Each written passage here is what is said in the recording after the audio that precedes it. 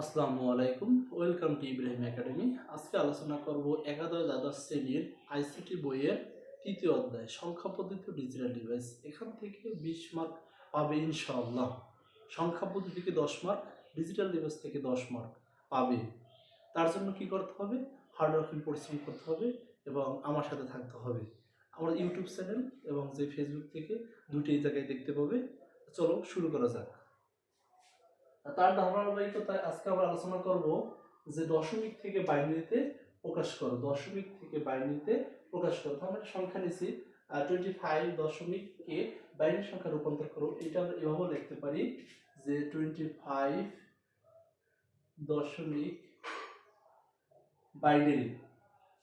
আমরা বিগত দিনে শিখছি কি বাইনারি থেকে দশমিক গেছি, অক্টাল থেকে দশমিক গেছি, তারপরে হেক্সাডেসিমাল থেকে আমাদের দশমিকে গেছি। তাই দশমিক গেলে আমাদের কি করতে হয়? গুণ করতে হয়।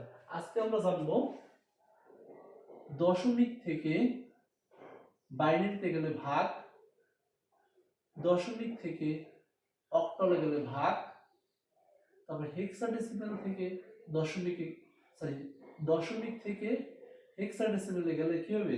ভাগ হবে। এই তিনটের ক্ষেত্রে ভাগ হবে। আর আমরা ঘ নাম্বার অঙ্ক যদি করতে চাই তাহলে আমাদের এই অঙ্কটা অবশ্যই খুব গুরুত্বপূর্ণ অঙ্ক। তার জন্য খুব মনোযোগ সহকারে দেখবে এবং যদি বুঝতে না পারো অবশ্যই আমার কমেন্ট বক্সে বলবে। এখন আমার ভাগ করতে হবে। ভাগ করতে হলে আমাদের কি করতে হবে? 25 একে আমাদের 2 দ্বারা ভাগ করতে হবে। কত দ্বারা? 2 দ্বারা ভাগ করতে হবে। এখন আমাদের দেখতে হবে যদি পূর্ণাঙ্গ সংখ্যা হয় 2 দ্বারা যদি যায় তাহলে আমাদের কোনো সমস্যা নাই।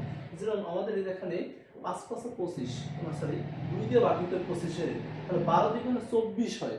12 দ্বিগুণে কত হয়? 24 হয়, কিন্তু 25 হয় না। আমার হাতে যেটা থাকবে মানে আমাদের পূর্ণাঙ্গ সংখ্যা ব্যতীত যেটা থাকবে সংখ্যা 25 হইতে, ওইটা আমরা কি করব? -1। এখন দেখো 2 দিয়ে ভাগ করলে 6 দ্বিগুণে 12। এবার আমার হাতে কিছু থাকে না, এই জন্য আমার কি? 0। তারপর 2 দিয়া 3 দ্বিগুণে 6 থাকে না। এবার দেখো 2 একে 2, আমার লাগবে কত? 3 লাগবে, কিন্তু আবার 1 বাকি থাকে, এই জন্য 1। তারপর আবার 2 দিয়া যতক্ষণ পর্যন্ত যে 0 না আসে। এখন দেখো বাজার ছোট হয়ে গেছে, এই জায়গায় এই জন্য 0, আর এই মাইনাস, আর এই জায়গায় লাস্টে যে মানটা থাকবে এই জায়গায় কি যাবে? এটা বসে যাবে। আমরা এটা লিখতে পারি এমএসবি, আর এটা কি? এলএসবি। তাহলে উত্তরটা কিভাবে হবে? দশমিক নিচ থেকে উপরে উঠবে, 1 1 0 1 বাইনারি। এটাই আমাদের উত্তর। এটাই আমাদের কি? উত্তর। যদি না বুঝতে পারো অবশ্যই কমেন্ট বক্সে সবাই বলবে। সকলকে ধন্যবাদ।